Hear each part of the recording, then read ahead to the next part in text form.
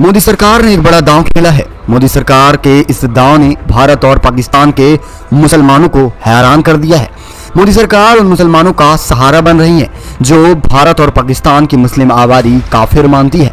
मोदी सरकार अहमदिया मुसलमानों को बचाने पहुंच गई है। मजे की बात देखिए कि मोदी सरकार ने अहमदिया मुसलमानों पर जो फैसला लिया है वो भारत के लिए काफी अहम होने वाला है और देखा जाए कहीं ना कहीं ये पाकिस्तान के लिए भी कारगर साबित हो जाएगा। लेकिन इस फैसले ने पाकिस्तान को हिला कर रख दिया है। इस वीडियो में आपको बताएंगे मोदी सरकार ने अहमदी मुसलमानों को लेकर ऐसा कौन सा फैसला लिया जिससे पाकिस्तान बेचैन हो गया है। इसके अलावा वीडियो में ये भी डिस्कस करने वाले हैं अहमदिया मुसलमानों को काफिर क्यों बोला जा रहा है। दरअसल कुछ दिन पहले आंध्र प्रदेश के वक्फ बोर्ड ने एक प्रस्ताव पास किया। इस प्रस्ताव में अहमदिया मुसलमानों को काफिर और गैर मुस्लिम करार दिया गया, यानी भारत के मुसलमान भी अहमदिया मुसलमानों को काफिर मानते हैं, ठीक वैसे ही जैसे पाकिस्तान मानता आ रहा है। लेकिन भारत सरकार ने यहाँ एक जबरदस्त रुख अपनाया है। भारत के अल्पसंख्यक कल्याण मंत्रालय ने सख्त लहजे में कहा कि आंध्र प्रदेश वक्फ बोर्ड का फैसला घृणा से भरा हुआ है। इस फैसले का असर दूसरे देशों में भी हो सकता है,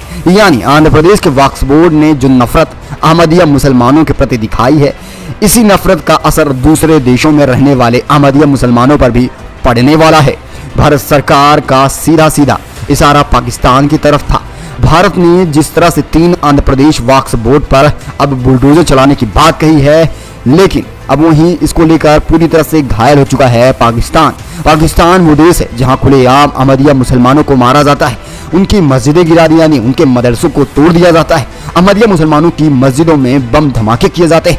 मोदी सरकार ने जैसे ही अहमदी मुसलमानों पर हो रहे अत्याचार के बारे में जाना, चिंता जताई और ठीक उसी वक्त संयुक्त राष्ट्र मानवाधिकार आयोग ने पाकिस्तान की धज्जियां उड़ा दी हैं। संयुक्त राष्ट्र मानवाधिकार आयोग ने पाकिस्तान से कहा कि जिस तरह से शहबाज शरीफ सरकार अहमदी मुसलमानों पर अत्याचार कर रही है वो बहुत ही गंभीर मामला है। संयुक्त राष्ट्र ने शहबाज शरीफ से कहा उन्हें अहमदी मुसलमानों पर हो रहे अत्याचार पर अब जवाब देना होगा, यानी जो पाकिस्तान भारत पर मुसलमानों के अत्याचारों का आरोप लगाता था अब उसी पर खुद मुसलमानों को मारने का आरोप लग रहा है। ये सारा खेल भारत ने पूरी तरह से पलट दिया है। चलिए अब आप जान लीजिए कि अहमदी मुसलमान कौन है और इन्हें काफिर क्यों बोला जा रहा है। दरअसल इस्लाम में मुसलमानों की मान्यता है कि मोहम्मद साहब अल्लाह ने आखिरी पैगंबर रहे, उनके बाद कोई न हुआ और न होने वाला है। इस्लाम की बुनियादी इसी विश्वास पर टिकी हुई है। देखा जाए अब जो अहमदिया मुसलमान हैं वो इन सबको नहीं मानते हैं, यानी देखा जाए वो मोहम्मद साहब को नहीं मानते हैं, इसलिए अहमदिया मुसलमानों को काफिर कहा जाता है। वहीं अहमदिया मुसलमान मिर्जा गुलाब अहमद को नबी का दर्जा दे देती है और इन्हीं सब से विवाद शुरू हो जाता है। वैसे आपकी क्या राय है, इसको लेकर अपनी राय कमेंट के माध्यम से दीजिएगा।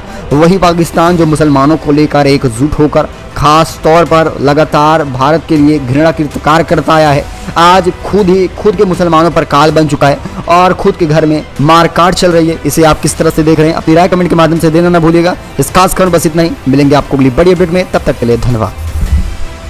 राजनाथ के फैसले से तिलमिलाया ड्रैगन और पाकिस्तान, एलओसी को लेकर कर दिया बड़ा फरमान, बड़ा कदम उड़ा दिया है एलओसी को लेकर। रक्षा मंत्री राजनाथ सिंह ने बुधवार शाम को पाकिस्तान को चेतावनी देते हुए कहा था कि देश के सम्मान और प्रतिष्ठा को बनाए रखने के लिए भारतीय सैनिक नियंत्रण रेखा यानी कि एलओसी पार करने के लिए तैयार है। रक्षा मंत्री के इस बयान पर पाकिस्तान तिलमिला उठा। उसने कहा कि ऐसी बयानबाजी दोनों देशों के बीच शांति समझौते के लिए खतरा बन सकती है। आपको बताते चले कि बुधवार को 24वें कारगिल विजय दिवस के अवसर पर लद्दाख के द्रास कारगिल युद्ध स्मारक पर बोलते हुए राजनाथ सिंह ने कहा कि देश की संप्रभुता, एकता और अखंडता की रक्षा के लिए कोई भी समझौता नहीं होने वाला है। उन्होंने कहा हम देश के सम्मान और गरिमा को बनाए रखने के लिए किसी भी हद तक जा सकते हैं। अगर इसके लिए एलओसी पार करना हुआ तो उसे भी करने के लिए तैयार हैं। अगर हमें उकसाया गया और जरूरत पड़ी तो हम एलओसी पार कर जाएंगे। उन्होंने कहा कारगिल युद्ध भारत पर थोपा गया था। उस समय भारत ने पाकिस्तान के साथ बातचीत के जरिए मुद्दे को सुलझाने की कोशिश की थी, लेकिन पाकिस्तान ने हमारी पीठ में छुरा भोंका था। देखा जाए इसके बाद अब ड्रैगन से लेकर पाकिस्तान पूरी तरह से तिलमिला उठा है।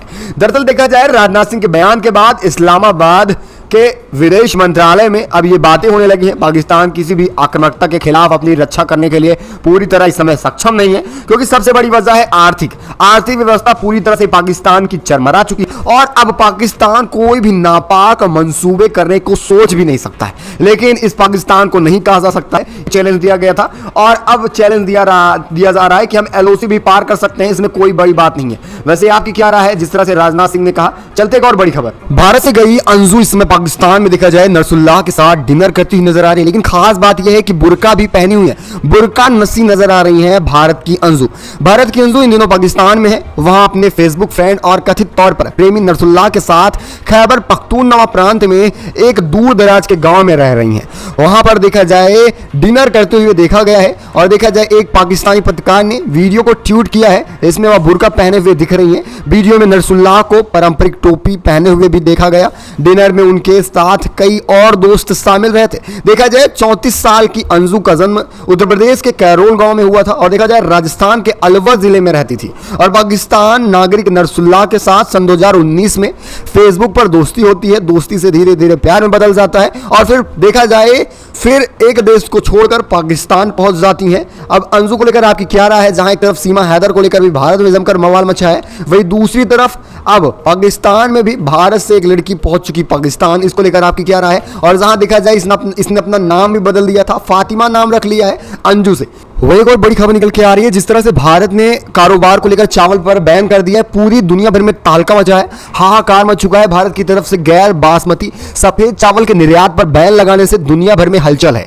मौजूदा खरीफ की फसल की रोपाई कमजोर दिखने और आगे वैश्विक सीजन में आने में कीमतें बढ़ने की वजह से अब देखा जाए निर्यात को रोका गया है। अब सरकार अपनी रणनीतियों के तहत फैसला लेने वाली है, लेकिन इसका असर अमेरिका समेत कई बड़े देशों में देखने को मिला है। अमेरिका में तो राशन की दुकानों पर लंबी लाइनें भी देखी जा रही हैं, लोग पैकिंग के चावल खरीदते हुए भी नजर आ रहे हैं। इस बीच देखा जाए आईएमएफ का कहना है कि वह भारत को प्रोत्साहित करेगा कि वह बैन पर फिर से दोबारा विचार करे, यानी जो चावल बैन किया गया है उसे बैन न किया जाए, भारत फिर से निर्यात शुरू करे। लेकिन भारत इसलिए निर्यात नहीं शुरू कर रहा है क्योंकि रोपाई कमजोर है, यानी इस बार कुछ खास अच्छी फसल नहीं हो रही धान की, ये सोचा गया है। और वहीं दूसरी तरफ देखा जाए फिर आगे चल के सीजनों में चावल का दाम बढ़ने वाला है, इसलिए चावल को रोक दिया गया है निर्यात के लिए। और देखा जाए भारत की ओर से निर्यात किए जाने वाले चावल की दुनिया के बाजार में 20% की हिस्सेदारी रही है।